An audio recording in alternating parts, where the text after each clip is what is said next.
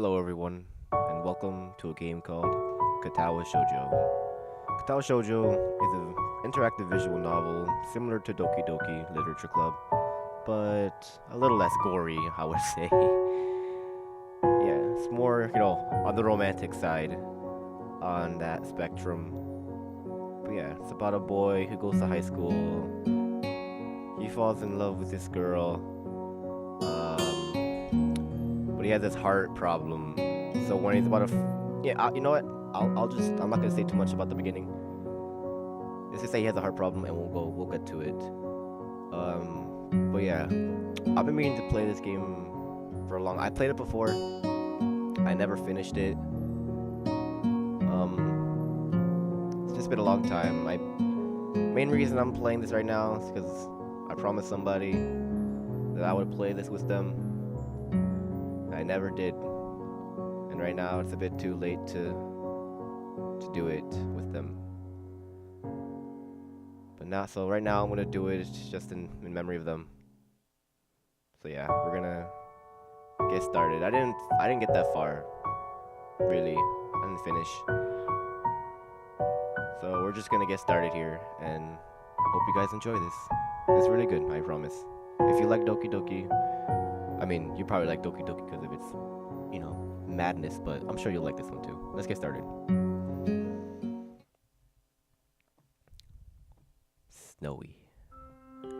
A light breeze causes the naked branches overhead to rattle like wooden wind chimes. This is a popular retreat for couples in the summer. The deciduous trees provide a beautiful green canopy, far out of sight of teachers and fellow students. But now in late winter, it feels like I'm standing under a pile of kindling. I breathe into my cupped hands and rub them together furiously to prevent them from numbing in this cold. Just how long am I expected to wait out here anyway? I'm sure the note said 4 o'clock p.m. Ah yes, the note slipped between the pages of my math book while I wasn't looking. As far as cliches go, I'm more of a fan of the letter in the locker, but at least this way shows a bit of initiative. As I ponder the meaning of the note, the snowfall gradually thickens.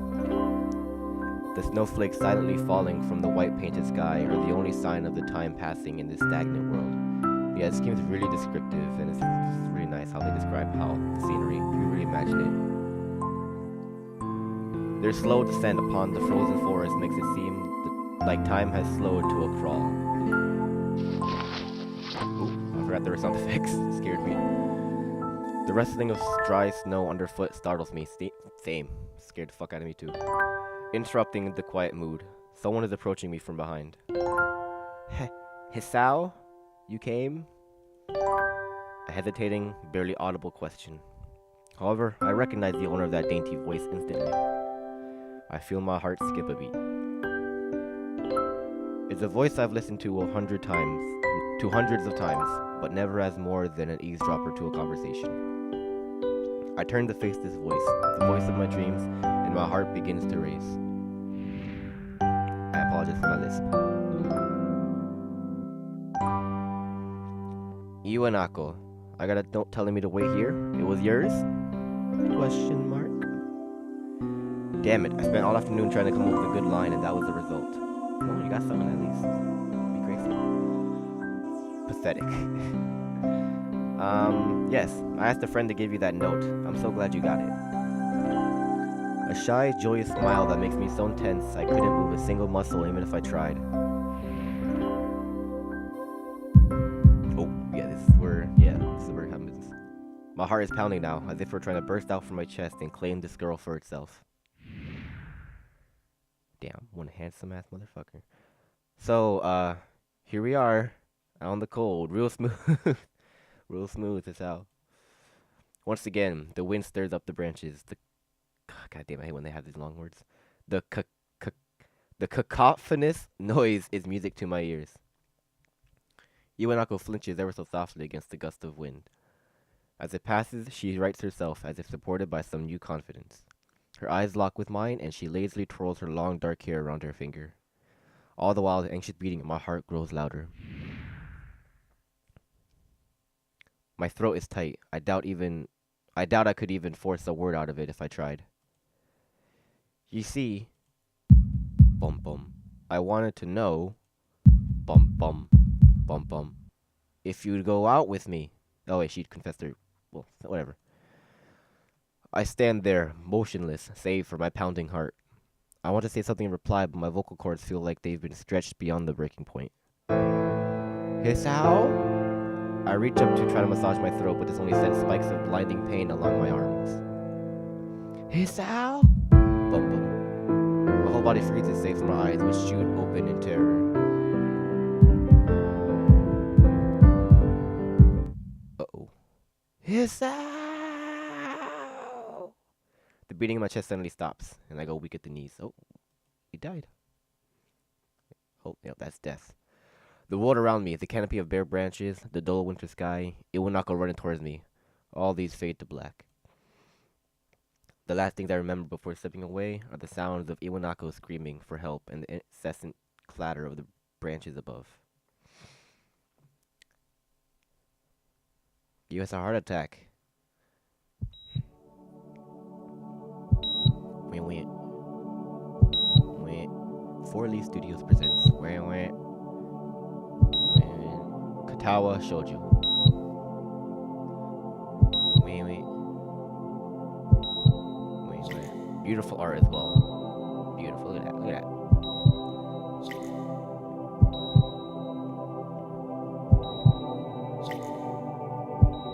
Oh, that guy almost died out there in that cold.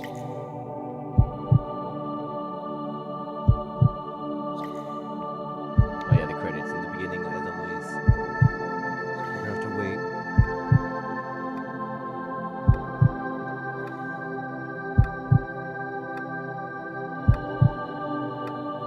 That's really nice. They got that. That's all really nice.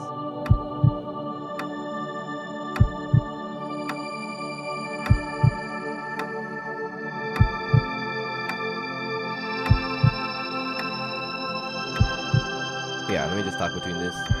So, I don't even know what to say, to be honest. I just want to read this and let you guys experience it for yourself. It's been 4 months since my heart attack. In that whole time, I can probably count the times I've left this hospital room, unsupervised on one hand. 4 months is a pretty long time when you're left alone with your thoughts, so I've had plenty of time to come to terms with my situation. Arrhythmia. Wait, I said it right? Arrhythmia. A strange word, a foreign, alien one that you don't want to be in the same room with. A rare condition. It causes the heart to act erratically and occasionally beat way too fast. It can be fatal. Apparently I've had it for a long time. They said it was a miracle that I was able to go on so long without anything happening. Is that really a miracle? I guess it was supposed to make me feel better, more appreciative of my life. It really didn't do anything to cheer me up. My parents, I think, were hit harder by the news than I was. They practically had 2 hemorrhages apiece. I had already had a full day by then to digest everything. To them, it was all fresh. They were even willing to sell our house in order to pay for a cure. Of course, there isn't a cure. Because of the late discovery of this condition, I've had to stay at the hospital to recuperate from the treatments. When I was first admitted, it felt as if I was missed. For about a week, my room in the ward was full of flowers, balloons, and cards. But the visitors soon dwindled, and all the get-well gifts began trickling down shortly nothing after. Yeah, people just forget about you. I realized that the only reason I had gotten so many cards and flowers was because sending me their sympathy had turned into a class project. Yep. Maybe some people were genuinely concerned, but I doubt it. Even in the beginning, I barely had visitors. By the end of the first month, only my parents came by on a regular basis. Iwanako was the last to stop visiting. After 6 weeks, I never saw her again. We never had that much to talk about when she visited anyway. We didn't touch the subject that was between us on that snowy day ever again. The hospital? It's not really a place I'd like to live in. The doctors and nurses feel so impersonal and faceless. I guess it's because they are in a hurry and they have a million other patients waiting for them, but it makes me feel uncomfortable. For the first month or so, I asked the head cardiologist every time I saw him for a rough estimate of when I'd be able to leave. He never answered anything in a straightforward way, but told me to wait and see if the treatment and surgeries worked. So, so I oddly observed the scar that those surgeries had left on my chest slowly change its appearance over time, thinking of it as some kind of an omen. I still ask the head cardiologist about leaving, but my expectations are low enough now that I'm not disappointed anymore when I don't get a reply. The way he shuffles around the answers shows that there is at least some hope. At some point I stopped watching TV. I don't know why, I just did. Maybe it was the wrong kind of escapism for my situation. I started reading instead. There was a small library at the hospital, although it was more like a storeroom for books. I began working my way through it, one small stack at a time. After consuming them, I would go back for more. I found that I liked reading, and I think I even became a bit addicted. I started feeling naked without a book in my hands. I used to begin addicted to something beneficial to your life now that you're bedridden. But I loved the stories. That was what my life was like. The days became increasingly harder to distinguish from each other, differing only by the book I was reading and the weather outside. It felt like time blurred into some kind of gooey mass. I was trapped inside instead of moving within. A week could go by without me really noticing it. Sometimes I'd pause in realization that I didn't know what day of the week it was. But other times, all the things that surround me would painfully crash into my consciousness, through the barrier of nonchalance I had set up for myself. The pages of my book would start to feel sharp and burning hot, and the heaviness in my chest would become so hard to bear that I put the books aside and just lay down for a while, looking at the ceiling as if I was going to cry. But that happened only rarely, and I couldn't even cry. Today, the doctor comes in and gives me a smile. He seems excited, but not very. It's like he's trying to make an effort to be happy on my behalf. My parents are here. It's been a few days since I've last seen them both. Both of them are even sort of dressed up. Is this supposed to be some kind of special occasion? It's not a party. What, are you gonna die? Are they funeral wear? There is this ritual the head cardiologist has. He takes his time sorting his papers, then setting them aside as if to make a point of the pointlessness of what he just did. Then he casually sits down on the edge of the bed next to mine. He looks me in the eyes for a moment. Hello, Hisao. How are you today? I don't answer him, but I smile a little, back at him. I believe that you can go home. Your heart is stronger now, and with some precautions, you should be fine. We have all your medications sorted out. I'll give your father the prescription. The doctor hands a sheet of paper to my dad, whose expression turns wooden as he reads it quickly. So many drugs. At least I'm addicted to books and not heroin. Anyway, I take it from his hand and take a look at myself, feeling numb. How am I supposed to react to this? Well, we got Xanax, Adderall. Well, we got all this shit here. Diarrhea, Cotteriol, quinidine, heart block, dizziness, erectile dysfunction, phenytoin, asthma, clinical. Hold on, I can't read any of this. Clinical depression is probably what it says. Decrease asthma, dizzy. Forget it. 50 milliliters a day. That's all I can read. Look at that right there. Anyway. The absurdly long list of medications staring back at me from the paper seems insurmountable. They all blend together in a sea of letters. Yeah, they kind of do. I don't know what the fuck I'm reading. This is insane. Side effects, adverse effects, why you do this to me? Contraindications and dosages are listed line after line with cold precision. I tried to read them, but it's so futile. I can't understand any of it. Attempting to only makes me feel sicker. All this for the rest of my life, every day. I'm afraid that's the best we can do at this point.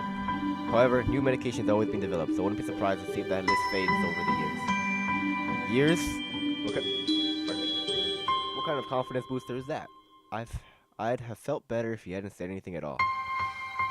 Also, I've spoken with your parents and we believe that it would be best if you don't return to your old school. Nani? What? Please calm down, Hisao. Listen to what the doctor has to say. He either has that voice or like the bitchy dad voice. But I'll give him the benefit of the doubt and say he's a man. A manly man. Calm down? The way he says it tells me he knew full well that I wouldn't like it. Am I going to be— Whatever of my concern shows, it's ignored. We all understand that your education is paramount. However, I don't think that it's wise for you to be without supervision. At least, not until we're sure that your medication is suitable. So I've spoken to your parents about a transfer. It's a school called Yamaku Academy that specializes in dealing with disabled students. Disabled? What am I? It has a 24-hour nursing staff and it's only a few minutes from a highly regarded general hospital. The majority of students live on the campus. Think of it as a boarding school of sorts. It's designed to give students a degree of independence while keeping help nearby. Independence? It's a school for disabled kids. Don't try to disguise that fact. If it was really that free, there wouldn't be a 24-hour nursing staff and you wouldn't make a hospital being nearby a selling point. Man, this guy is thinking about it all. Of course, that's only if you want to go, but your mother and I aren't really able to homeschool you. We went out there and had a couple. No, fuck it. I'm just talking in normal voice. We went out there and had a couple. Oh, I can't even talk. We went out there and had a couple. Why do I skip a looka? Why do I can't? We went out there and had a look a couple of weeks back. It's just so weirdly phrased. We went out there a couple of weeks back and had a look. I think you'd like it. That's how I would say it. Anyway, it looks like I really don't have a choice. Compared to other heart problems, people with your condition usually tend to live long lives. You'll need a job one day, and this is a good opportunity to continue your education. Look, I'm grammatically good, okay? I can speak good. This is an opportunity. Don't call it an opportunity. Don't call it a goddamn opportunity. God, I'm pissed. I'm truly pissed. Well, you should be excited at the chance to go back to school. I remember you wanted to return to school, and while it's not the same one, a special school. That's an insult. That is what I want to say. It's a step down. It's not what you think. All the students there are pretty active in their own sort of way. It's geared towards students that can still get around and learn, but just need a little help, in one way or another. Your father's right, and many of the graduates of the school have gone on to do amazing things. A person doesn't have to be held back by their disability. One of my colleagues in another hospital is a graduate. I don't care. A person doesn't have to be held back by their disability. That's what a disability is. You're getting smart. You're a smart motherfucker. You've been reading. I really hate that something so important was decided for me. What can I do about it? A normal life is out of the question now. It's funny, I had always thought my life was actually kind of boring, but now I miss it. I want to protest. I want to blame this lack of reaction on shock or fatigue. I could easily yell out something now. Something about how I can go back to school. Where'd audio? Where'd the music go? Why is it so quiet? What the fuck? Something about how I can go back to school. Anyway, but no. I don't say anything. The fact is that I know now it's futile. I look around the room feeling very tired of all this. Why is the music gone? The hospital, the doctors, my condition, everything. I don't see anything that would make me feel any different. There really isn't a choice. I know this, but the thought of going to a disabled school, what are those even like? As much as I try to put a positive spin on this, it's very difficult. But let me try. A clean slate isn't a bad thing. That is all I could think of to get me through this. At least I could still have something, even if it's a special school. It's something. It's a fresh start, and my life isn't over. It would be a mistake to just rein myself to thinking that. At the very least, I'll try to see what my new life will look like. And there we go. I think now we're heading to Yamaku Academy. Look at us. There we are. Act 1, life expectancy. Wait, did we just finish Act 1 or we're going on to Act 1? Either way, I'm going to end it here. I'm going to stop. Yep, here we are at the gates of Yamaku, I would assume. The gate looked was. Yep, okay, here we are. The music's back. It's looking good. We're going to start a new school. We're here. We're getting started. Yeah, so now we're going to... I don't want to say too much about what's going to happen next. But I'll give you this. I'll tell you something. Alright, so... we're gonna go to class, we're gonna meet some girls. Not just girls, guys too. And we're gonna try to live a life. Yeah, that's basically it. But it's really good. All the characters, they have life. They're funny. It's all what's amazing. Anyway, I'm gonna end it here. I'll see you guys next time. And yeah, just remember, keep the ones that you love close, and always remind them that you love them. Because one day, you might not be able to give that. You might not have that chance. I just ruined a very perfect moment, but by stuttering. But you get the point. Let them know. Just let them know. I'll see you guys next time.